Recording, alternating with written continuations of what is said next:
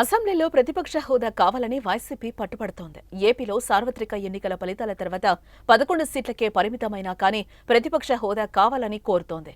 ఇప్పటికే హోదా ఇవ్వాలని కోరుతూ వైసీపీ అధినేత జగన్ ఇప్పటికే అసెంబ్లీ స్పీకర్ కార్యదర్శులకు లేఖలు రాశారు. అయినా స్పందన లేకపోవడంతో హైకోర్టును ఆశ్రయించారు. ఇవాళ జగన్ పిటిషన్ విచారణకొచ్చింది.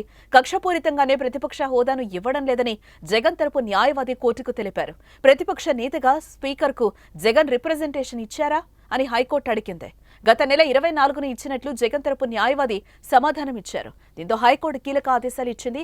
స్పీకర్, కార్యదర్శి, అసెంబ్లీ కార్యదర్శి తమ అభిప్రాయం చెప్పాలని కోరుతూ నోటీసులు జారీ చేసింది. తదుపరి విచారణను 3 వారాలకు వాయిదా వేసింది.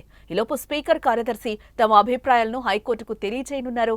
దాని ఆధారంగా హైకోర్టు తుది నిర్ణయం తీసుకోనుంది. గతంలో ప్రతిపక్ష హోదా కావాలంటూ మాజీ సీఎం జగన్ స్పీకర్కి ఓ లేఖ రాశారు.